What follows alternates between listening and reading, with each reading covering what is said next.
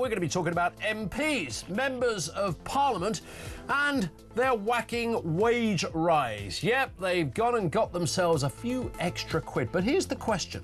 How much would you pay a member of Parliament? What are they actually worth? We'll talk about that and much more coming up on the programme this afternoon, 3 minutes after 1 o'clock. So, what do you pay an MP? What is an MP actually worth? Now, when you consider it, I mean, in terms of wages, what would you pay a member of Parliament? They've just been awarded another pay rise. These guys are popping the champagne corks. They're living it up on the terrace of democracy, 93k a year.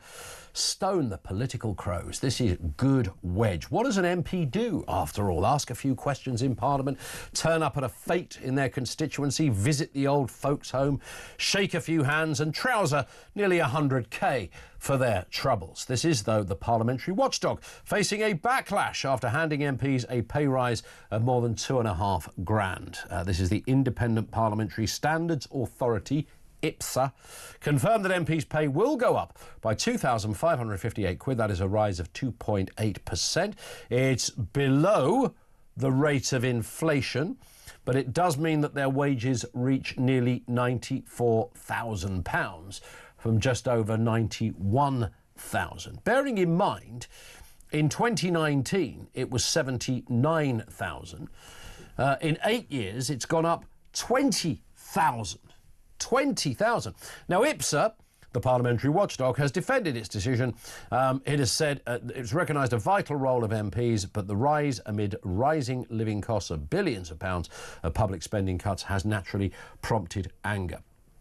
But it doesn't stop there, of course, because if you are a member of Parliament, you have a very impressive expense account. And here's the clincher: as many second jobs as you fancy, unless you're a cabinet minister, as many second jobs as you fancy. You can do all sorts of things. You can trouser the cash all over the place. 5k here, 10 there, 25 to be on this board, 50 to be on that board, 16 hours a year you've got to work to be an advisor to a construction company. They'll give you another 35,000.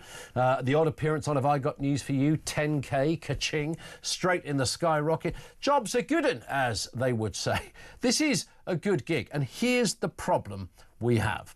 We don't have enough good MPs. I'm going to throw that question out there. What is an MP worth? 0344 499 1000. I would say, and hear me out on this, I would say pay them twice as much, but halve the number of MPs. And somehow we've got to, if we can, ascertain, I don't know whether they fill out a form, whether they do an interview, whatever you want to call it. We want to find better MPs.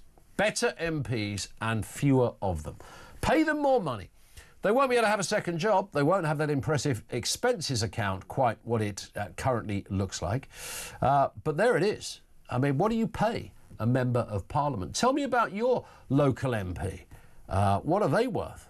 0344 499 1000. I'm all ears at this end. This is a job, by the way.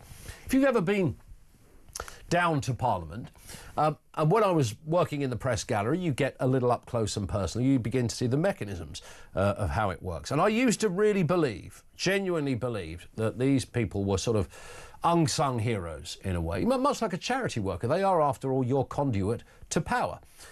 It's the sort of pinnacle of the democratic process. They are that bit in the middle that links you, the common man, us, the common people, to the system that makes our country operate. And it's that person, that man or woman, that is responsible for that. That's a big gig. That's a big gig. And there is potentially, there used to be a certain benevolence in them doing that. That's certainly how it used to feel to me. I've got to say this. When you meet a good MP, they are worth their weight in gold. You could not drag me into that job when you look at the work of a good MP. And I am telling you now, the good ones will work from dawn till dusk and beyond. They will, and if you've got a constituency that's away from Westminster, then you have to throw that into the bag as well. That's why, part of the expenses issue is alive and well. Your second home expenses, if you happen to be an MP in Aberdeen, then you've got no choice. Your workplace is literally in Westminster, as well as your constituency, of course. But if you find a good one, a really good MP, they are worth their weight in gold. I mean, they work long hours, they are tireless, they are brilliant, they are incredible, they leave no stone unturned, they ask the right questions, they sort stuff out for their constituents, they'll be on the phone, they'll be on the email, they'll never stop.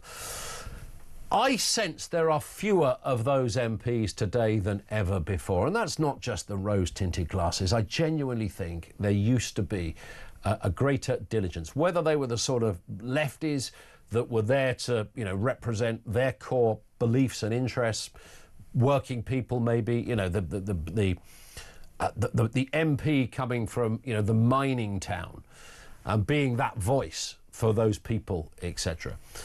Or whether it was the rich landowner. I mean, there used to be a very good reason, by the way. Being an MP, if you were a rich landowner, you didn't need the money. And if you were a kind of union guy, you were looked after by the unions. So it was meant to be a sort of, beyond corruption kind of setup in some respects. But I think that has all changed. And when I look at the calibre of MPs that we have now, who was the one I saw on the politics show a couple of weeks ago? I mean, these are just not very bright people. You've got to be bright, OK? I get the bit that you want to represent but I think you have to be bright. You don't have to be a great television performer. I ain't worried about that. I don't need to see you on a reality show or a quiz show. But you've got to be bright. You've got to be switched on in some respect. You could be kind of streetwise sort of bright. You can be academically bright, but you've got to have there's got to be a certain switch that puts you into that kind of stratosphere of note, where you do stand out. You're compelling, you're commanding, you have all of that going on. What is an MP worth? 0344 499 1000. If we halved the amount of MPs to about 300 and doubled their salary, would we get a better bang for our buck?